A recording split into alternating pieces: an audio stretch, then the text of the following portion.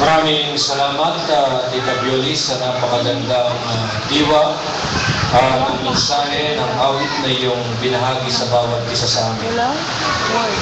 Si Dr. Jerome ay kapamilya ng Central Luzon Conference.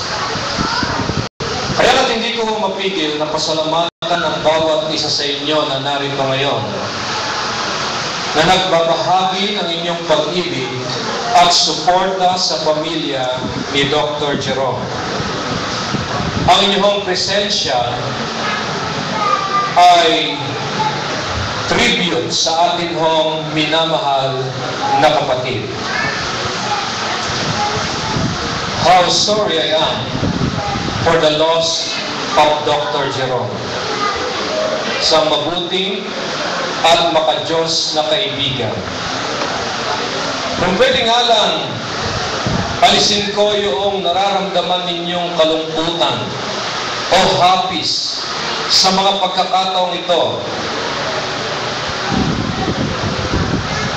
ay gagawin ko. Gusto mo ako naman maghawak. Kaya lang, nangangalay ka. Hindi ko kaya at hindi ko alam kung paano ko gagawin ito.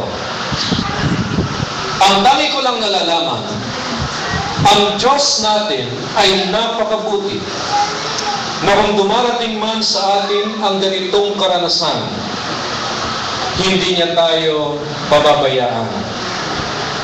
Sa halip, pupunuin niya ng kaaliwan ang ating mga puso sapagkat ito ang masusumpungan sa kanyang mga pangako mula sa banal na kasulatan. Kung iisipin po natin, pero napakabilis ang pagpapaalam ni Dr. Jerome.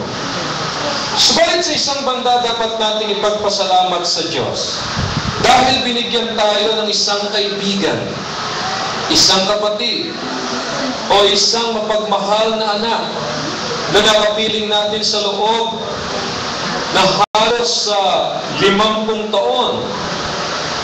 Ako ay 4 na taon ko lamang nakasama si Dr. Jerome nung ako ay naparito sa tanggapan.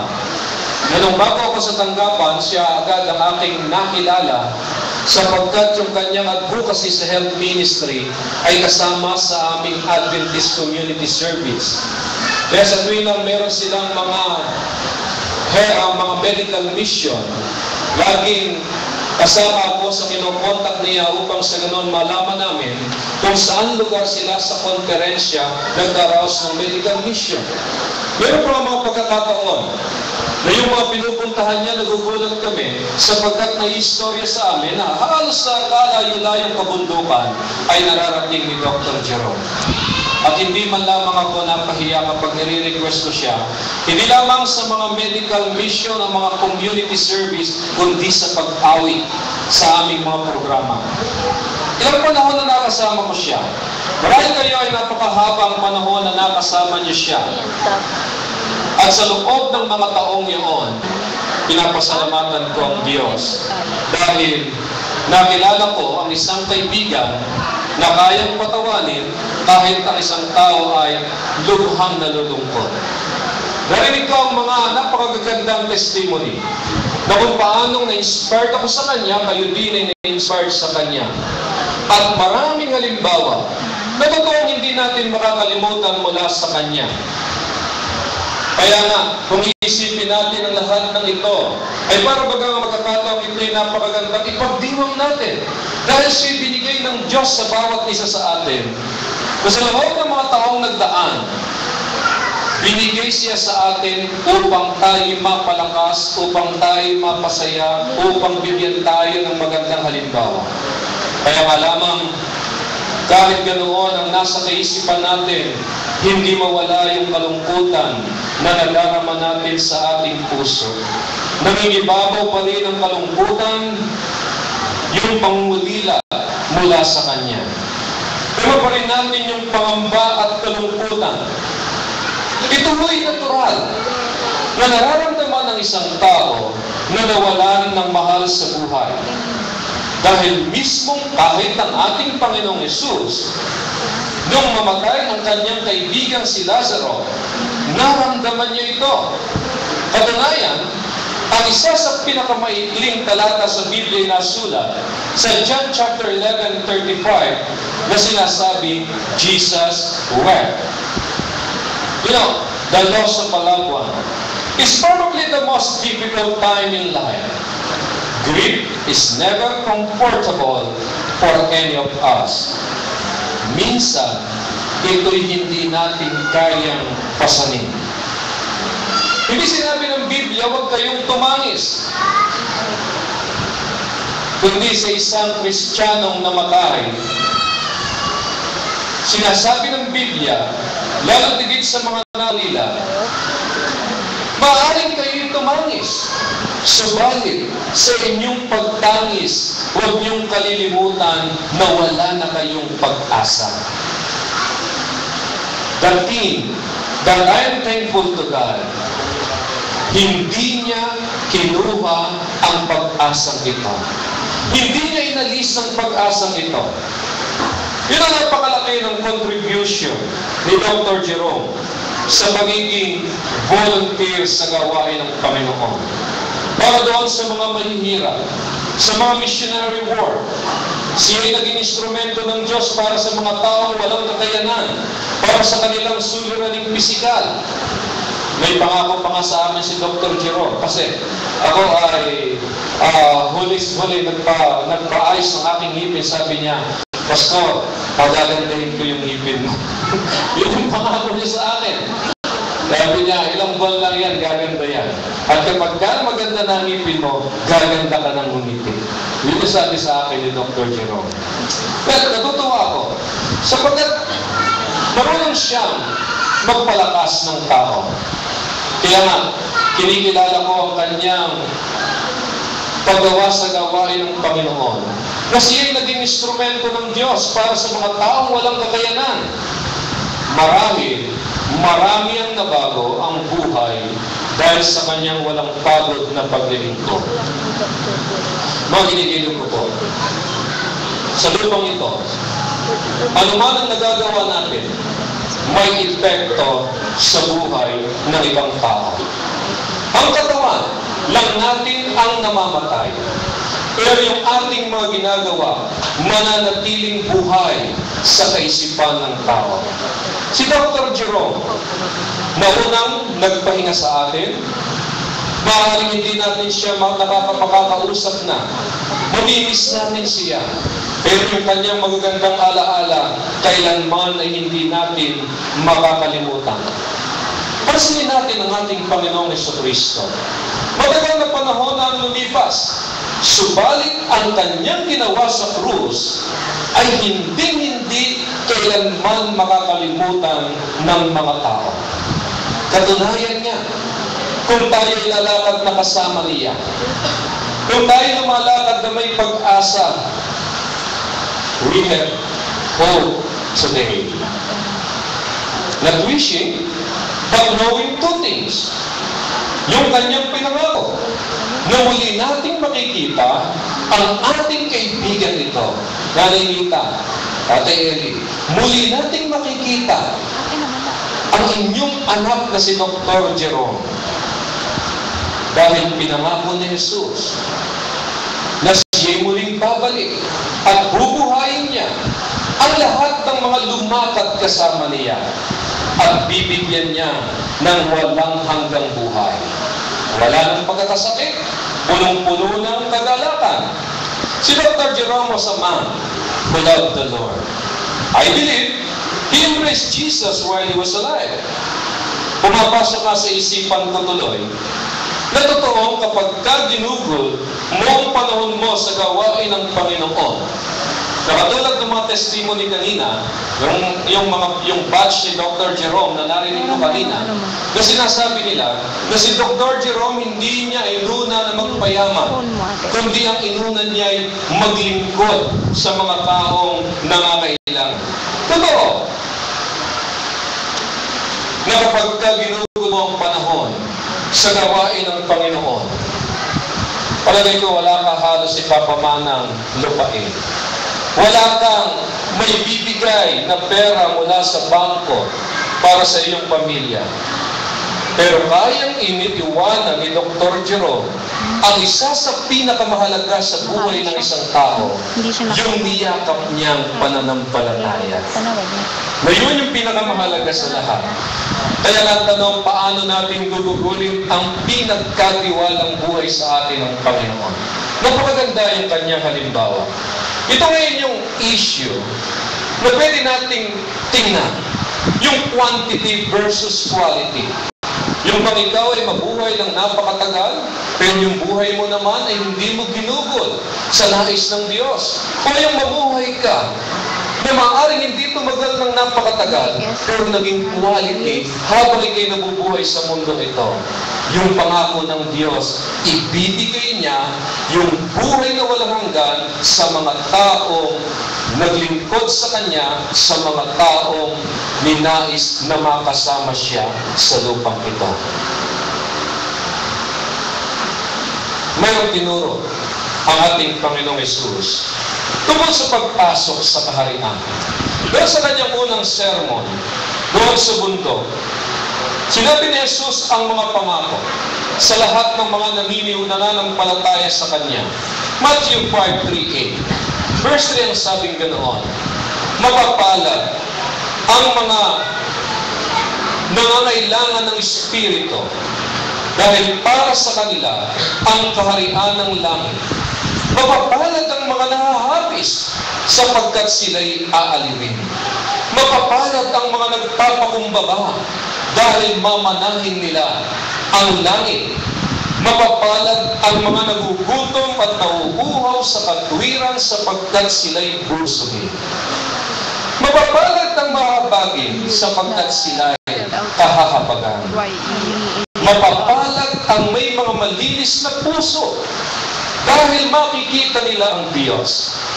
With Jesus in Jerome's heart. Meron si Jerome na malinis na puso. Ang sabing ganoon, kapag si Jesus ay pumarito, maaari niyang makita ang Diyos. Well, sa pagkakataong ito, Jerome was a stable man pero pareho lang in unstable world. He never experienced fame or fortune, but he impacted all of us with his service and his friendship. He was a man who built his life around the church. He loved to serve God and other people. Ang kanyang pananampalataya, ang kanyang paglilingkod, ang ating pinagtatanggaping legacy. Ang tatanggaping legacy ng kanyang pamilya, ng kanyang mga kaibigan, o ng bawat isa sa ating lahat. O mula nung Wednesday night, last week, o maaaring bago pa yun. Hindi mag-connect ng iPad. I know. Mas malakas yata kung Nang si Dr. Jerome ay natulog na. We have a mixed feelings. First, sorrow.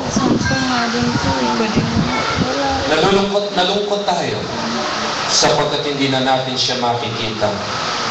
Hindi na natin siya makakasama. Nangihinayang tayo dahil marami pang gawain. And the second feeling, joy. That his suffering is over. Yung kanyang paghihirap sa karamdaman ay natapos na. Nauna man siya sa atin, pero hindi niya dinala ang pag-asang kailangan natin. Ang kaaliwang kailangan natin sa mga panahong katulad nito. Yun know, kapag may mahal tayo sa buhay na pumanaw, narinig ko si Nanay Nita kanina, bakit? Yun yung mga natural na mga katanungan. Why? Bakit siya pa? Bakit napakaraming mga pusakal dyan na hindi na lamang yun? Bagamat sinasabi ng mga kasabihan ng masamang damo, matagal mamatay. Pero bakit siya pa? Yun yung mga katanungang papasok sa isipan natin. And those questions are all natural. Sana nga, meron akong mga kasagutan sa katanungan niyo pong ito. Pero, wala akong may sasagot na magandang kasagutan. Dahil baka yung kasagutang may bibigay ko ay hindi makapagdulot ng kaaliwan sa inyo. Questions have no answers, and answers offer no comfort. Medyo delay nga lang ng konti.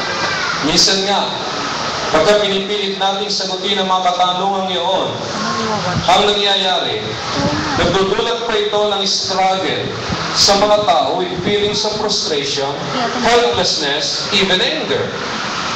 Pero nakatitiyak po ako, malakas ang loob ko na masasabi ko sa inyong lahat ngayon, lalo po sa inyo nangingita sa family ho ninyo, Tatay Eli, nauunawaan ng Diyos ang nararamdaman niyo. Nauunawaan ng Diyos ang nararamdaman nating lahat. The Bible says, Jesus was a man of sorrows, acquainted with grief. Kaya nga, ako ho'y may lakas ng loob that in our own ways, at times like this, we all need the same thing. Yun ho yung kailangan natin. Kailangan natin yung comfort. Kailangan natin yung kapahingahan. Kailangan natin yung pag-asa. Kailangan natin yung lakas at kapayapaan. At alam po ba ninyo, lahat ng ito ay tanging masusumpungan lamang sa ating Panginoong Hesus. Siya yung makapagbibigay sa atin ng lahat ng ito. Kaya kapag sa buhay natin dumating ho itong ganitong napakalungkot na pangyayari, alam niyo ba na may mga tao na kapag dumarating sa kanila yung mga ganitong mabibigat na pangyayari, ang iba sa kanila ay lumalayo sa Diyos. At ang iba naman ay lalong lumalapit sa Diyos. So I would like to tell you, turn to God. Lalo tayong magpakalapit sa ating Panginoon. Dahil tanging siya lamang ang makapagbibigay sa atin ng kaaliwan. Sabi ni Jesus sa kanyang sulat, sinugo ako ng Diyos upang aking kalagan ang lahat ng nagdurusa at aking aliwin ang lahat ng mga nalulumbay. Kanya rin sinabi, as a mother comforts a child, so I will comfort you. You know, Paul was a man of many sorrows and disappointments. Sa bawat panahon, nakita ni Jesus siya sa huling bahagi ng buhay ni Pablo, pagkatapos niyang mapagwagian ang lahat ng lungkot at mabigat na pasanin sa kanyang buhay. Sabi ni Pablo, praise be to the God and Father of our Lord Jesus Christ, the Father of compassion and the God of all comfort, who comforts us. So nauunawaan ng Diyos ang ating nararamdaman.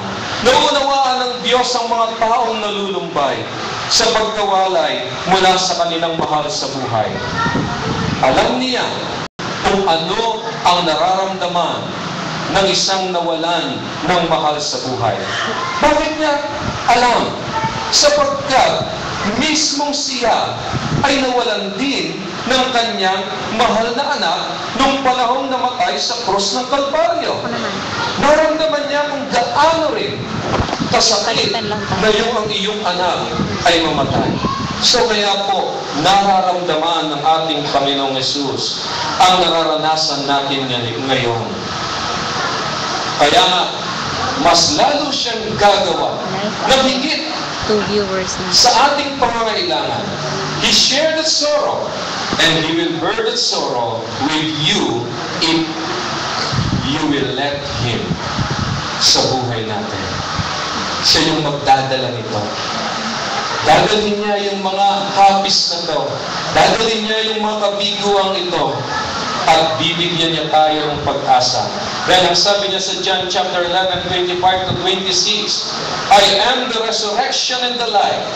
He who believes in me will live, even though he dies. The promise is too great to hope for. Yun ang pangako ni Jesus. So kaya nga, Nung si Jesus, nakarating siya doon sa funeral ng kanyang kaibigan. Pagdating niya doon, sa libingan, Hindi naman nila alam kung... sinabi sa atin, si Jesus ay tumangis. Alam niyo ba kung bakit tumangis ang ating Panginoong Jesus? Jesus wept, not for Lazarus. Dahil alam ni Jesus, ilang saglit na lang, bubuhayin na itong si Lazaro. Bibigyan niya ng buhay. At ilang saglit na lang, siya ay maaari ng lumundag at siya ay maaari ng magsaya sapagkat si Lazaro ay muli ng mabubuhay. Pero ang sabi ng tala, Jesus wept. Bakit siya tumangis? Dahil ba kay Lazaro? Ang sabi ko noon, Jesus wept for the mourners. Nakilos siya nung mga pagluha, yung mga kalungkutan ng mga taong nakapalibot kay Lazaro, na katulad rin ng nararamdaman natin ngayon. Si Jesus, ang ating Panginoong Jesus, ay nakikilos din.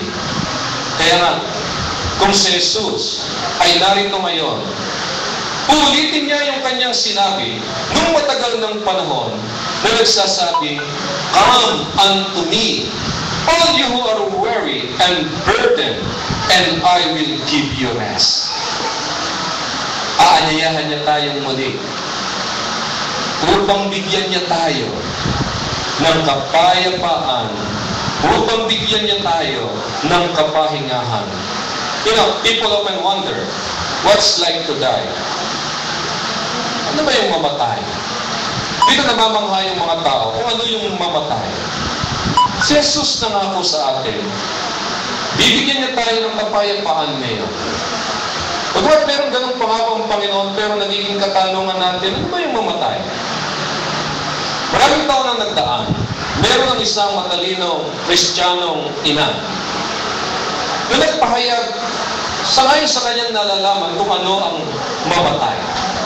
Yung kanyang anak ay nagkaroon ng napakalubhang karamdaman. Yung karamdaman ay lumala ng lumala hanggat sa yung kanyang anak hindi na makapasok sa paaralan, hindi na rin makapaglaro sa labas ng bahay, hanggang siya ay nakumpay na lamang sa kanyang higaan.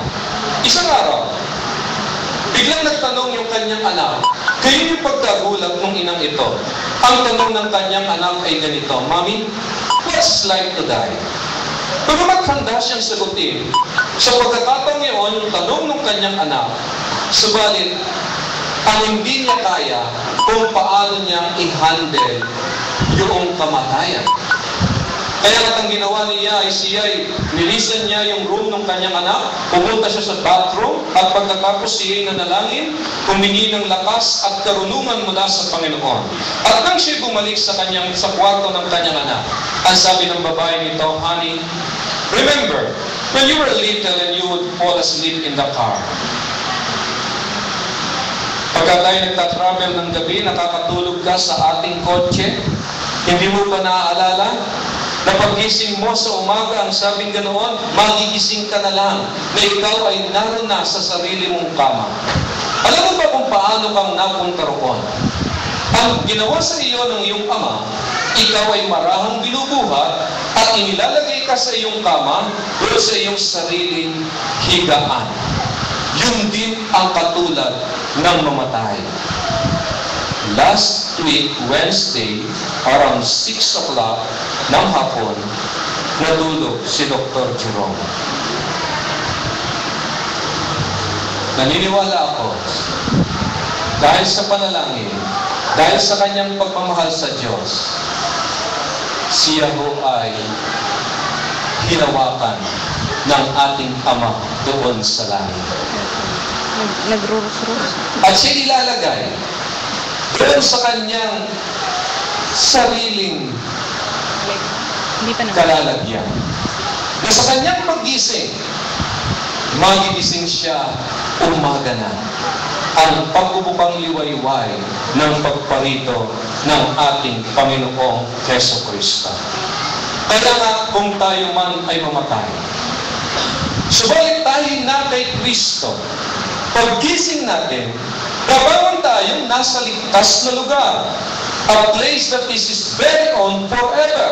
You see, ito ho yung pinangako ng ating Panginoong Hesus sa bawat isa sa atin.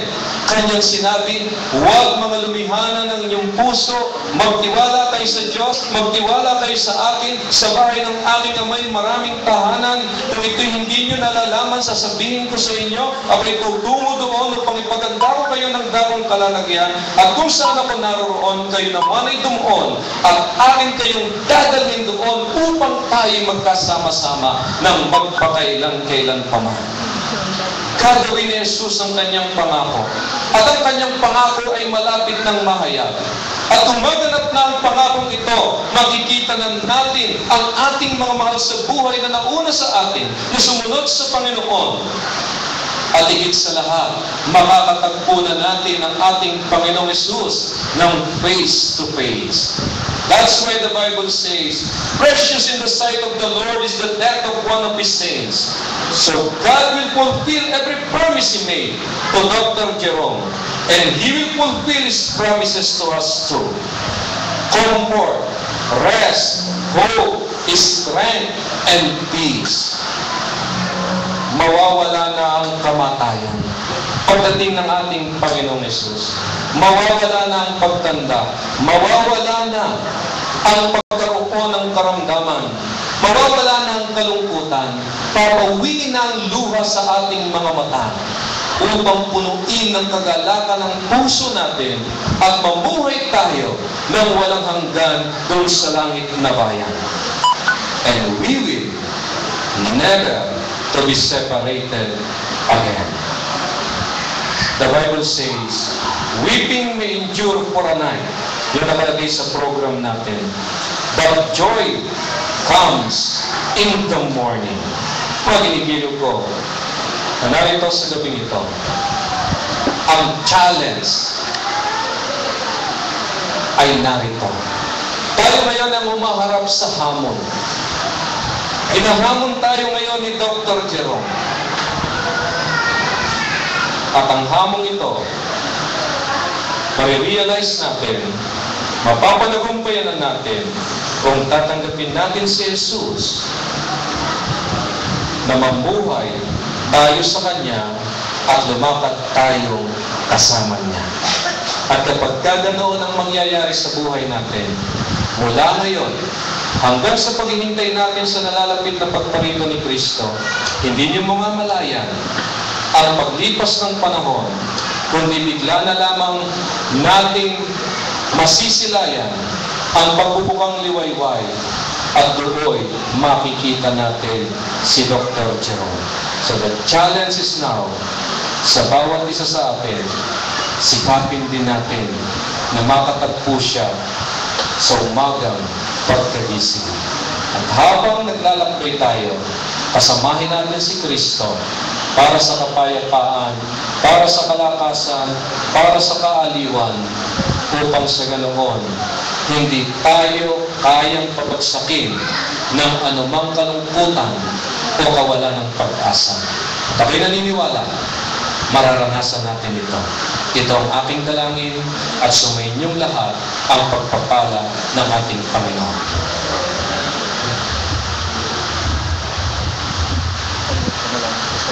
Ito po tatay. Ito, Twinkle. Kayo pong lahat ay tumayo at tayo mananalangin.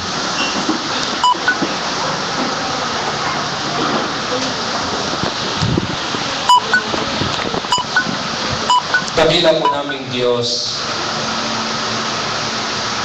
na Siyang lumikha sa amin. Nagturo kung paano magmahalan. Na sa araw-araw nagbibigay ng buhay.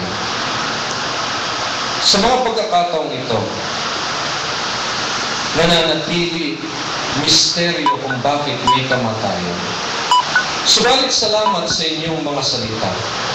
Hinawin ninyo sa aming isipan ang mga puzzle, ang mga katanungang hindi magkaroon ng kasagutan kung bakit ang aming pangminamahal ang nakaranas ng kamatayan.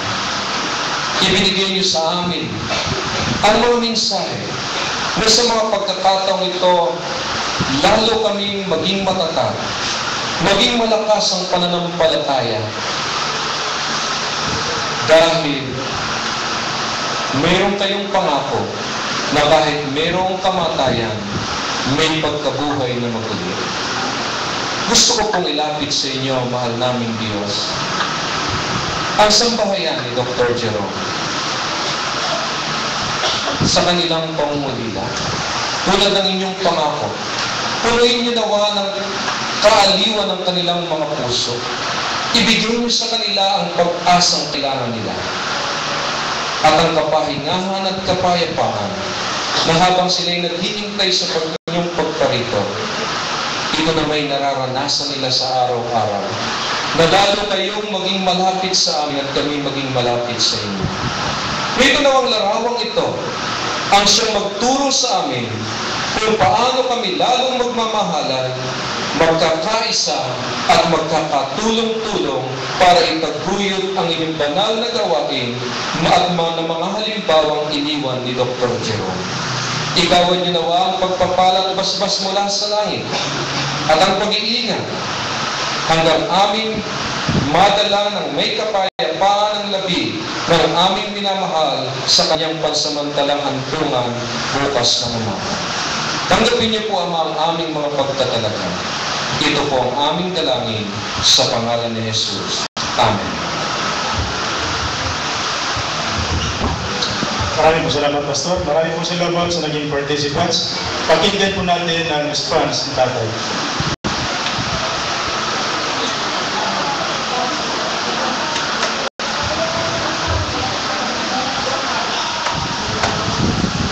Isang minuto lang po. Ito po kasing tayong lahat na nagpunta rito ngayong gabi. Naus-puso ako nung papasalamat ko sa inyong pakikiramay. Ang aking puso ay bagaman sumasakit dahil sa pagyaon ng aming anak.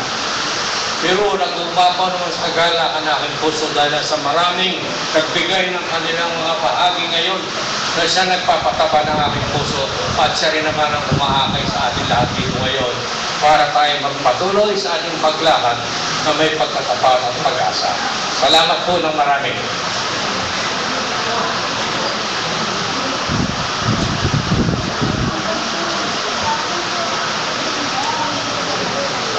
Thank you, Magaling. Maraming po salamat sa inyo.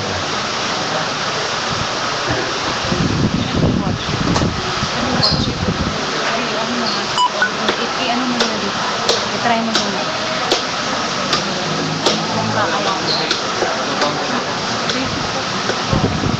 Saan ba yun? Ewan ko ba't ayaw dyan? Saan mo ba yun pinag-click? Kasi sa application ko pinanood eh.